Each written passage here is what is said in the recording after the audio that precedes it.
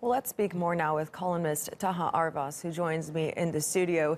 We are expecting countermeasures from Ankara any time now, yet it's really not in the interest of either NATO ally, is it, to escalate this? Why has it come to this now? What is this really about?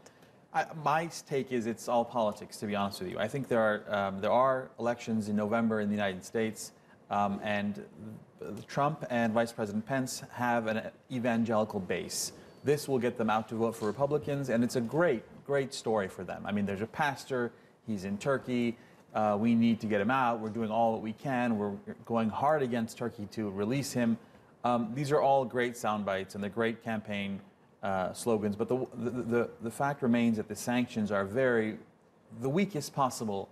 They're the most non-sanctioned sanction that's possible. I mean, both of these ministers obviously have no assets in the United States. Mm-hmm. So it was just, it's a great soundbite, and it's symbolic. It's symbolic, absolutely. Mm-hmm. Yeah.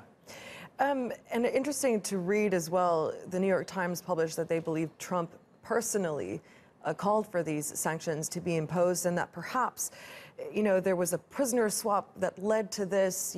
Turkey wanted one of their prisoners to be freed from an Israeli prison, right. And in response, U.S. Pastor Brunson was going to be freed, but he wasn't, and that's right. What led to this decision. What's your take on what happened? I mean, there's several reports, and I think the one report that both sides have corroborated is that Secretary of State Pompeo brought up the idea of swapping the Turkish government's bank representative or whatever in the United States for Brunson. But the thing is, Brunson was arrested 6 months or 8 months before they got the bank representative. So the Turkish government is saying they arrested that gentleman for the purpose of a prisoner swap, mm-hmm. because the charges against Brunson are very serious. It's participating, aiding and abetting terrorists.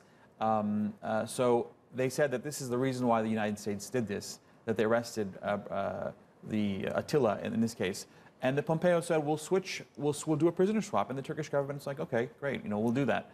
And then at the last second, a monkey wrench was thrown into it. And that's kind of attributed to Pence, because these are the people, the evangelicals are the ones that will come out and vote for Republicans with this story. So it helps Republicans immensely.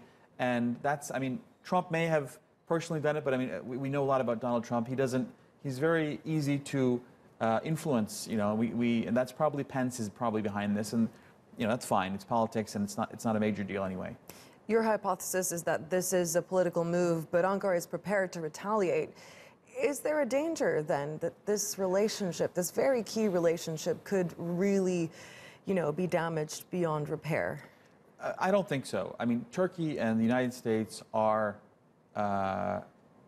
been allies, for the better part of 100 years, frankly, 100 years, even before 100 years. The United States, Turkey is a country that sent supplies to Abraham Lincoln during the Civil War. That's how long this relationship goes back.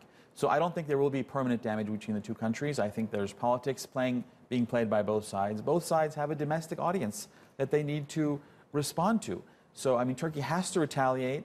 I would be surprised if it were anything more than a symbolic gesture. And I think this will quickly alleviate and things will go back to normal, definitely after the November elections coming up in the United States, if not before then. I guess one of the signs was that President Trump tweeted about this whole thing. Taha Arvas, thank you so much for coming in. No problem.